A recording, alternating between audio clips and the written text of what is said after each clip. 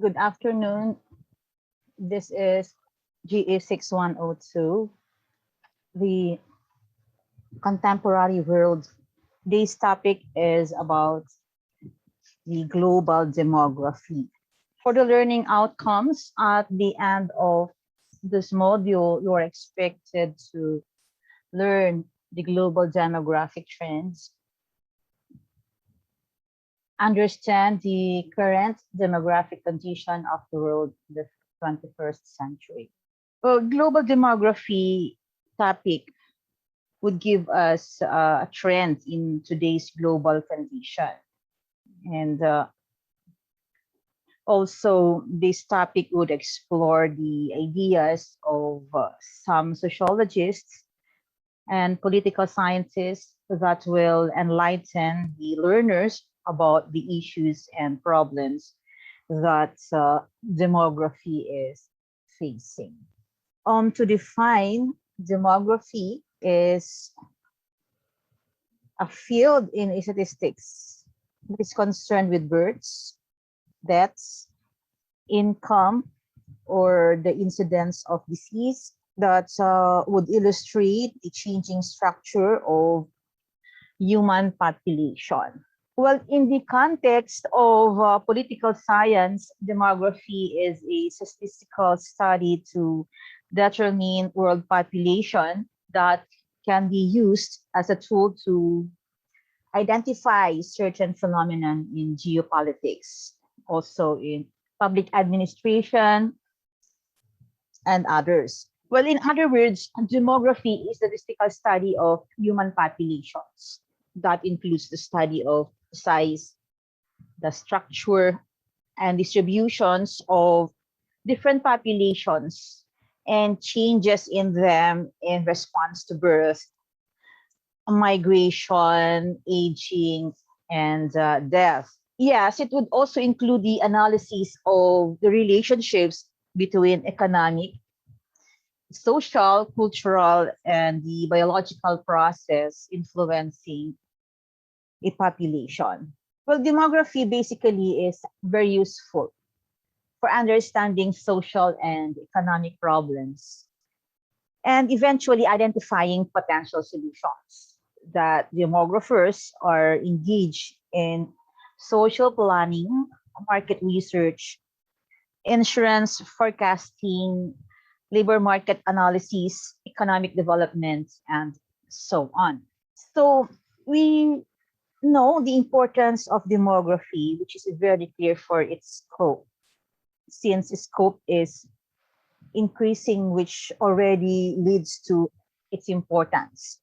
We know that demography is concerned with the growth and distribution of population in almost all types of countries, whether it be less developed countries, underdevelopment, and developed countries.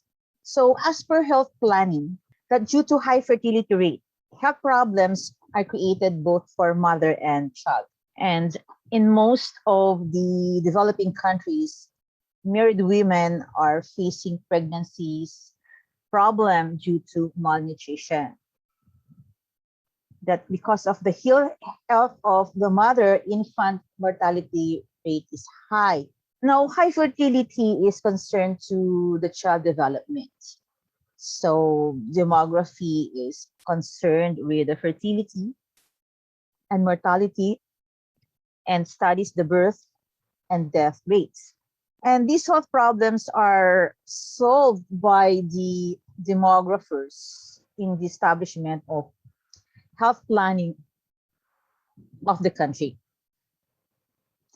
And all the problems related to health and its causes, as well as its possible solutions, is the work of social demography.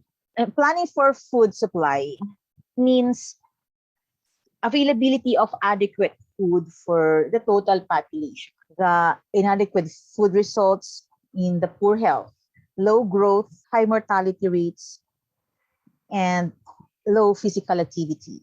Food supply grows with the growth of population. The undeveloped and undeveloped countries are unable to meet the demands of food supply. They depend on other countries for the fulfillment of the basic food needs. So population study is important to meet the demands of food of the poor countries through the aid of national as well as international agencies. House planning, when the size of population is increasing, the demand for housing is also increasing. And therefore, data collected about fertility, mortality, migration, urbanization, and family formation gives basis for the estimation of the house planning. For the employment planning, unemployment is a social and international problem, especially these days we are in a pandemic. So from developed to underdeveloped as well as undeveloped countries, the unemployment problem have grown rapidly. A demographic factor is the high dependency ratio in less developed countries. For example, based on literature, Pakistan, in Pakistan, for example, 4 or 5 persons depends on the income of one person. Not only in Pakistan, here in the Philippines, that family of 5 members, where only the head of the family has a job, so the rest would depend on the income of that one person only. So for employment planning, population study and dependency ratio must be studied.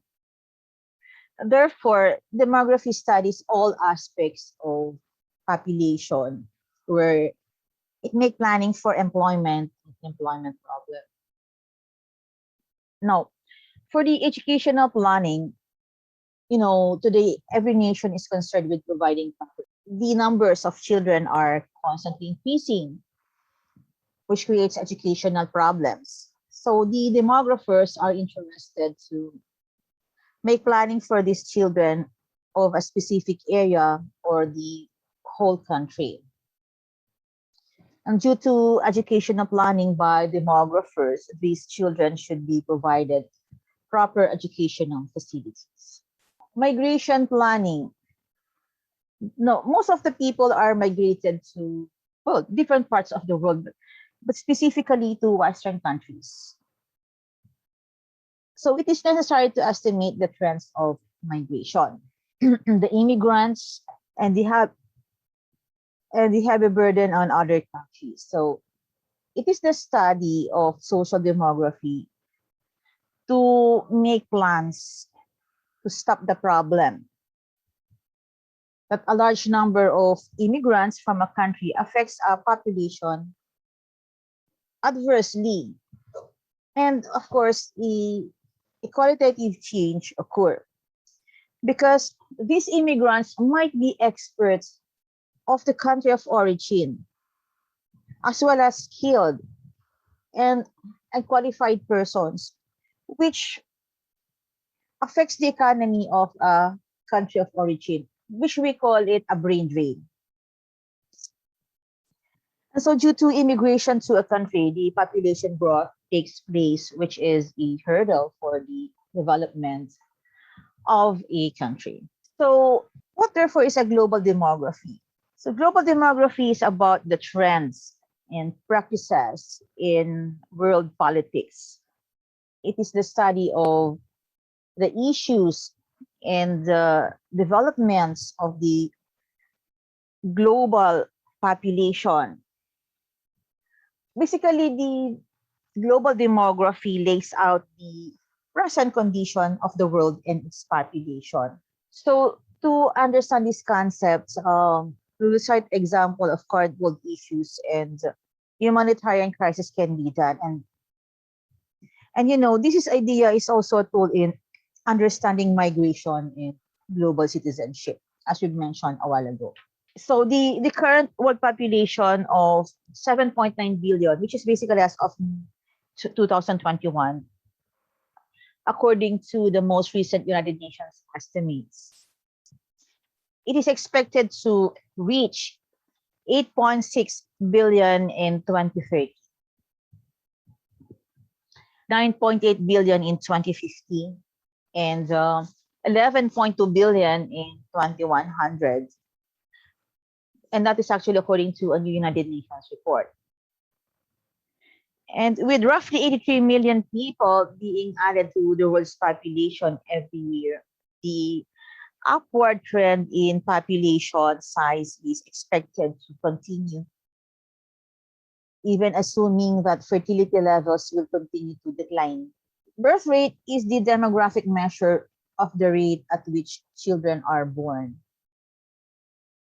The most well-known is the crude birth rate, which is the number of births that occur each year, 1,000 people in the mid-year population.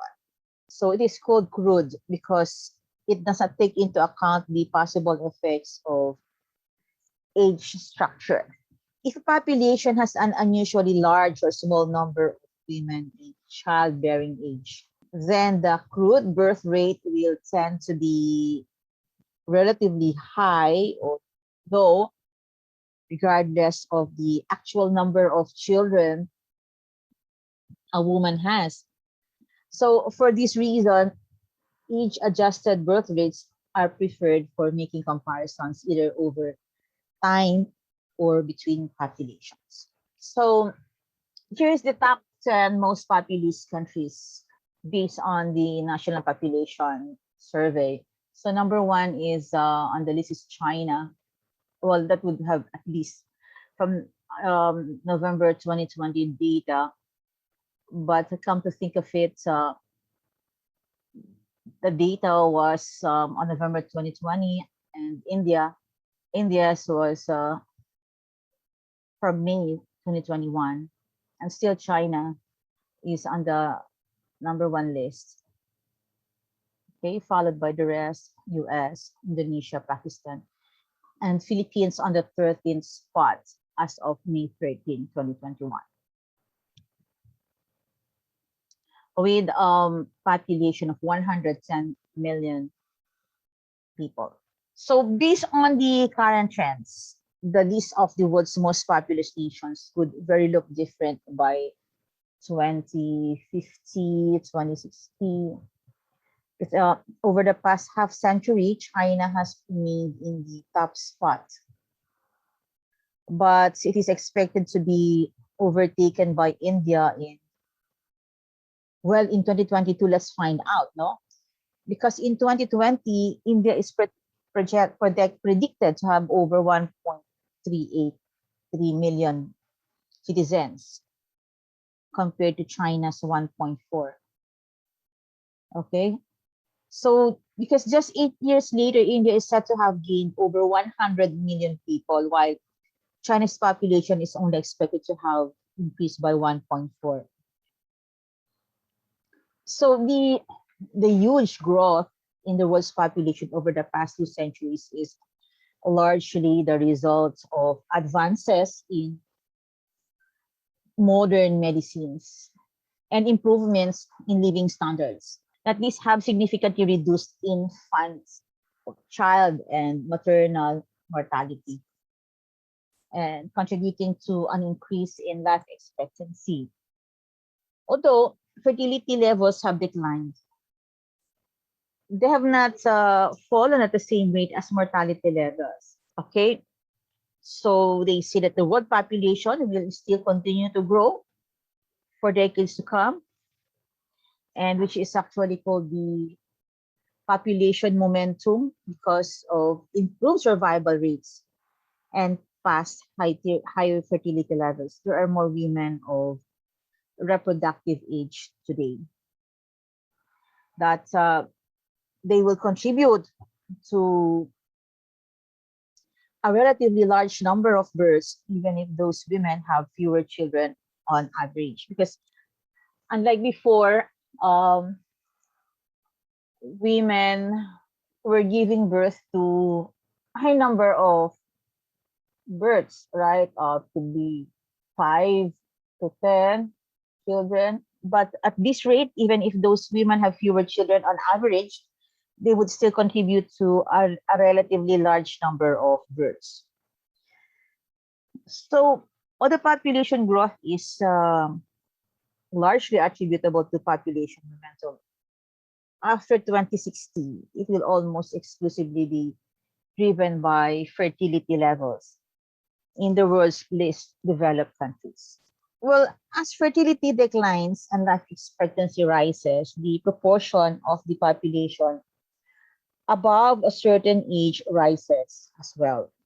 This phenomenon, known as population aging, is occurring throughout the world. The number and proportion of people, for example, aged 60 years and older in the population, is increasing. And in 2019, the number of people aged 60 years and older was 1 billion. And the population age 60 or above is growing at a rate of about 3% per year. You know, currently Europe has the greatest percentage of population age 60 or over. So the rapid aging will occur in other parts of the world as well. So that by 2050, all regions of the world except Africa will have nearly a quarter or more of their populations are ages 60 and above. So the number of older persons in the world is projected to be 1.4 billion in 2030 and 2.1 billion in 2050 and could rise to 3.1 billion in 2100. And over the next few decades, there would be a further increase in the population of older persons, given the size of the cohorts born in recent decades. And so, yeah, that's it. That's all about the topic for today about the global demography.